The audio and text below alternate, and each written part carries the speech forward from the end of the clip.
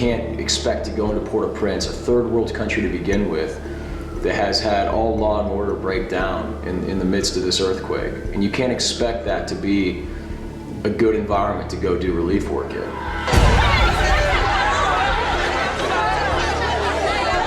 There's no central government. There's no one handing out this type of aid at this point. These people are starving. So it's really kind of a pandemonium out there. It's just one horrible thing after another. It was very intense. On January 12, 2010, the nation of Haiti was devastated by a 7.0 earthquake. It is also the day that Team Rubicon was born and called into action. After going to Katrina 5 years ago, I saw how bad the establishment was at responding rapidly. And so when I saw this hit Haiti, I knew that the status quo was going to be this lumbering response. And I said, well, why can't I fix that? I'm so much more skilled now than before I was in the Marines and went to Katrina. I have all these skills. I would be ashamed of myself if I didn't use them. And just to sit idly by and watch from my couch.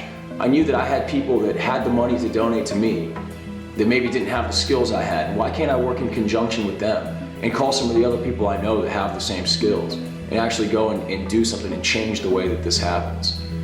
I logged onto Facebook and I saw that he posted a message that I'm going down to Haiti, who wants to come with me?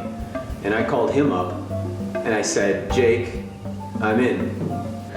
William McNulty went to the embassies for the Dominican and the Haitian embassies, got letters saying that, hey, we belonged, we were a vital part of the rescue process. And so those were kind of our golden ticket. And we took those from Santo Domingo across the border into Port-au-Prince. It was originally just going to be a four-man team, myself, Jeff Lang, Craig Perello, and William McNulty. And each one of those elements was coming from a different part of the country, LA, Milwaukee, Washington, DC.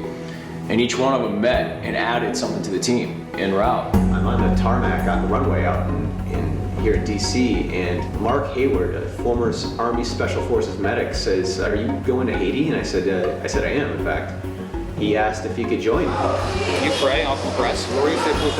Perfect for the medical rescue operations that we're about to conduct.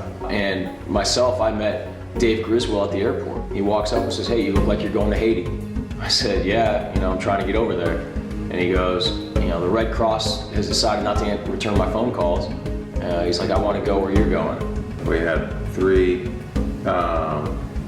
healthcare providers. That made us very, very effective. We could move a lot of patients through. And in addition to that, we had 2 firemen and paramedics with us that were very skilled and very helpful. The Marines themselves, who have received training in first aid, the whole team was functional. Nobody really knew what to expect. I mean, everybody was expecting chaos, everybody was expecting destruction. But we didn't know what the danger level would be. We weren't sure how secure it was going to be, whether or not we were going to be able to eat and drink enough to sustain ourselves. There were a lot of unknowns.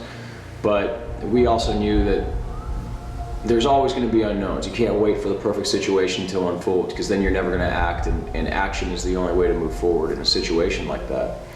We reacted. We went.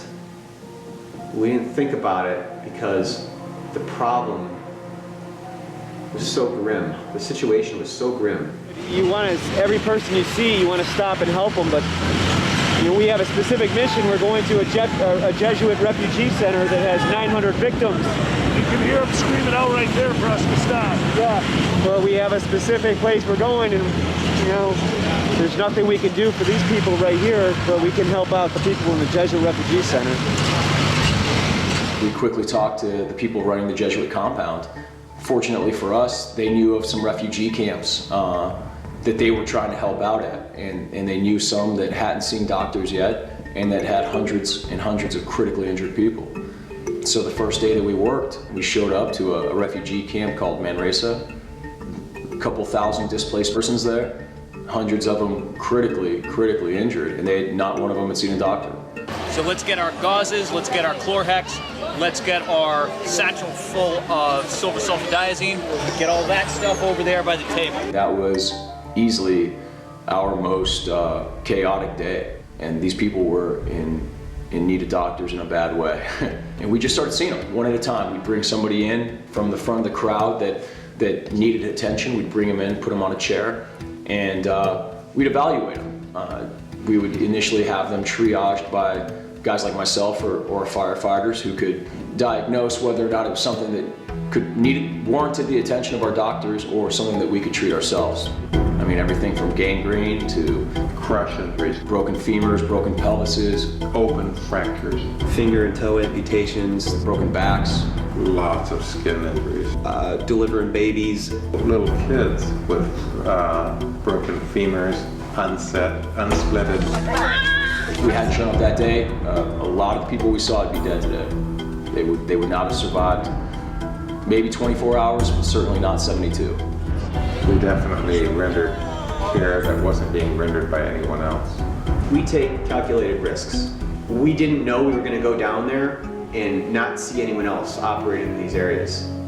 We didn't know we were going to be really a vanguard medical rescue team. We thought we'd be part of this overall effort, but instead we were constantly in these situations where our doctors were running lead at the general hospital, the largest hospital in Haiti. Doc Griswold is in charge of the ER. This disaster here is horrible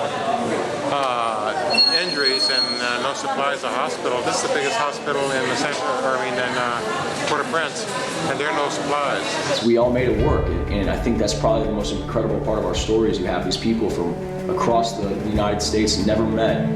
They come together in Haiti, and they're in the most chaotic situation imaginable, and it's just like a well-oiled machine from start to finish. When you go through organizations, then you have all this bureaucracy you've got to go through and get permission to do this, and you've got to get permission to draw these supplies, and then you have to see if they can spare you the transportation. We hired our own transportation. We did our own intelligence as to where we were needed, and that's where we went. We didn't have to clear it through anybody, we just did it.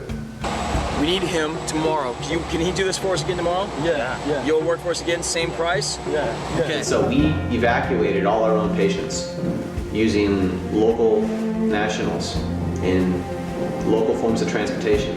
Just like the mission statement says, we want to be a rapidly deployable, flexible medical team. We want to be able to deploy these autonomous teams into regions that have been struck and devastated and bridge that gap between when that devastation happens and when the large aid organizations can respond.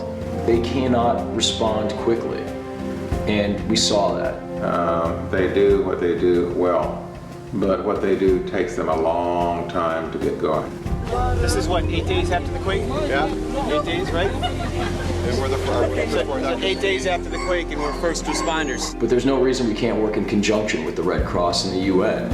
We're simply trying to get our story out there so that they realize that we have a legitimate model for doing this.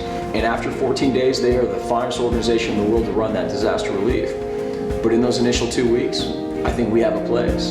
The model of Team Rubicon, I think, is an excellent model for people to use. That is, get in there right away, give your care to the acutely injured, and then once these other people start rolling through, get out of the way.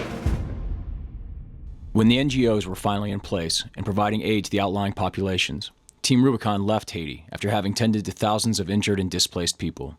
They didn't know it at the time, but the people of Haiti had also helped the combat veterans of Team Rubicon. Clay Hunt, a Marine Scout sniper, joined Team Rubicon in Haiti after 4 days. The experience helped heal some of the scars of PTSD. I've been in 2 third world countries where every second that I've walked through, I've been having to worry about my own safety before I could worry about doing good and helping others. It was a complete opposite down in Haiti. I was able to walk through a rubble-strewn, just destroyed city. It looks like it had just been carpet bombed, and I didn't have to worry once about my safety. I was there to do a job, to help people, and I have a renewed faith in humanity. I've been to Iraq, I've been to Afghanistan, I have seen the absolute worst possible in humankind. But Haiti was full of a lot of good for me. I saw people that were in the worst situation imaginable, and they were doing things they brought out the best, they represented the best in mankind. Since Haiti, the doctors, firefighters, medics, and veterans of Team Rubicon have continued to develop their model of disaster response. The support of individual donors has allowed Team Rubicon to respond to the massive earthquake in Chile. It helped send us to train refugee medics along the Thai-Burma border. And it also made it possible to deploy a team of veterans back to the Middle East during the devastating floods in Pakistan.